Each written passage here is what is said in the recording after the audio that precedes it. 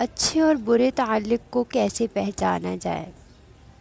مرد کی فطرت ہے، اسے مکمل مل جانے والی چیز سے اکتاہٹ ہوتی ہے۔ مرد کو جب یہ پتہ چل جاتا ہے کہ یہ عورت اس کے بغیر نہیں جی سکتی تو وہ اسے جینے نہیں دیتا۔ پھر مرد کی طبیعت کا تب نہیں پتہ چلتا جب وہ اپنی ماں، بہن، بھائیوں کو خوش رکھے، بلکہ مرد کی تربیت کا تب پتہ چلتا ہے جب کسی کی لائی ہوئی بیٹی اس سے خوش اور پرسکون ہو۔ مرد کی محبت عورت کو ہمیشہ جوان رکھتی ہے، جبکہ مرد سے ملی ناقدری عورت کو جوان عمر میں بدصورت اور بدمزاج کر دیتی ہے، کیونکہ عورت کے سارے رنگ مرد ہی سے تو ہے۔ جو مرد سمجھ لے کہ عورت کا دل شیشے کی طرح نازک ہوتا ہے، وہ ہمیشہ نرمی سے پیش آئے گا، کیونکہ عورت اچھی ہو یا بری، بے وقوف ہو یا بے عقل، قابو صرف محبت سے ہی آتی ہے۔ اللہ نے عورت مرد کے سکون کے لیے دی، اس لیے مرد کو چاہیے اس کی ناقدری کر کے اپنا سکون برباد نہ کرے۔ شادی اس مرد سے کرنی چاہیے جس کی بات کو اس کے گھر والے سنتے ہو اور عمل بھی کرتے ہو، اس کی والدین سے دوستی ہو، تاکہ ایسا مرد ہو جو اپنے گھر والوں سے بیجا ڈرتا ہو، وہ گدنہ بیوی کو پڑتا ہے۔ ایسا مرد بیوی کے حقوق بھی ڈر کی وجہ سے ادا نہیں کر پاتا۔ مرد کے چھوڑنے پہ رونا کیسا؟ مرد ہوتا تو چھوڑتا کیوں؟ عورت کے صرف 4 ہمدرد ہے: باپ، بھائی، بیٹا، شوہر۔ باقی کسی کی ہمدردی، پیار اور محبت صرف بستر تک لے جانے کے لیے ہے۔ نامحرم کبھی مخلص نہیں ہوتا، اور جو مخلص ہو وہ نامحرم رہنے نہیں دیتا، محرم بناتا ہے، ہر حال میں، ہر قیمت پہ۔ لڑکی کی عزت پر داغ لگ جائے تو دنیا کا کوئی پانی اسے دھو نہیں سکتا۔ صرف عزت کھونے کے بعد پتہ چلتا ہے کہ کتنی قیمتی چیز ہوتی ہے۔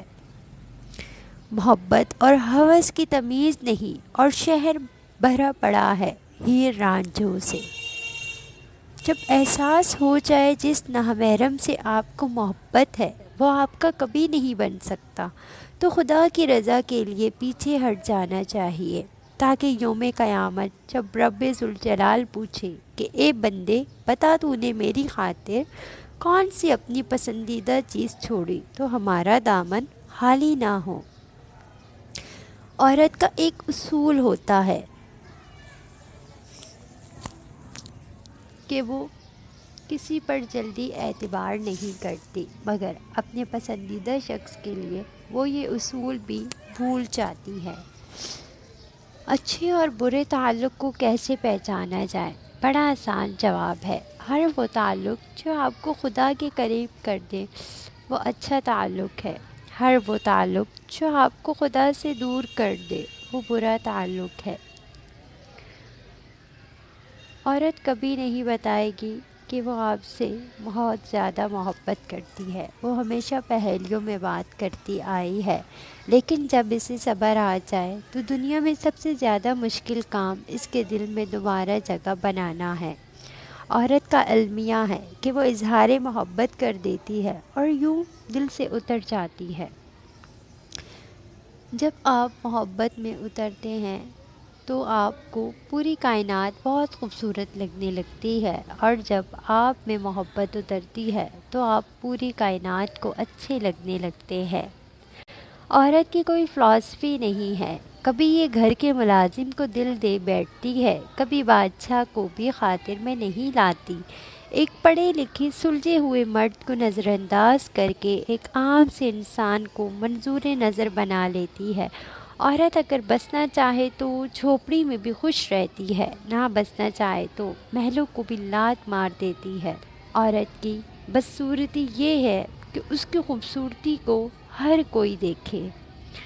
زندگی میں کچھ پل ایسے آتے ہیں کہ جنہیں ہم چاہ کر بھی اپنی یادداشت سے مٹا نہیں سکتے۔ مجھے اختلافات ہے ان لوگوں سے جو کہتے ہیں کہ وقت ہر زخم کا مرہم ہے۔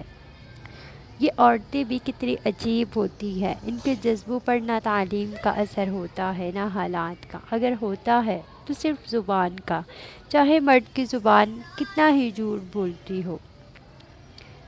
کوئی بھی ایسی عورت نہیں جس کا نام البدل کوئی دوسری عورت ہو، ایک ایسی عورت جسے آپ چھوڑ دیں یا کھو دیں، آپ ویسی کوئی دوسری عورت ڈھونڈ ہی نہیں سکتے۔ آپ اس کی ذات کو ہزاروں عورتوں میں تلاش کرتے اپنی زندگی گزار دیں گے، لیکن پھر بھی اس ایک کی غیر موجودگی کو پورا نہیں کر پائیں گے۔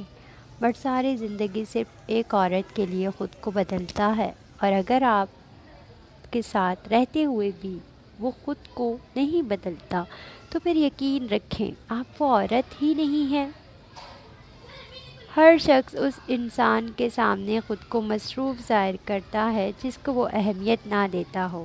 اگر کوئی انسان ایک سے زیادہ بار آپ کو یہ کہہ کر نظر انداز کرے کہ میں مصروف ہوں، تو سمجھ جائے آپ غلط دروازے پر دستک دے رہے ہیں۔ بڑی اہمیت کا حامل ہے یہ وقت، یہ لفظ جہاں رشتوں کی حقیقت، محبت کے دعووں کی سچائی اور رجوع و زوال میں لوگوں کے اندرونی رنگوں سے پردہ اٹھاتا ہے، وہیں یہ ہمیں ہماری ہمت سے بھی آشنا کروا دیتا ہے کہ ہمارے اندر کے انسان میں حوصلہ اور برداشت کس قدر ہے۔ کبھی کبھی شکایت کرنے سے بہتر ہے کہ انسان خاموش رہے، کیونکہ جب فرق ہی نہیں پڑتا تو خاموش رہیں۔ یہ ایک تجربہ ہے جس کا روز کوئی صبح شام حال پوچھنے والا نہیں ہوتا، نہ تو اس کو دکھ دینے والا بھی کوئی نہیں ہوتا۔ وہ انسان آزاد اور پرسکون ہوتا ہے، وابستگیاں ہمیشہ دکھ دیتی ہے۔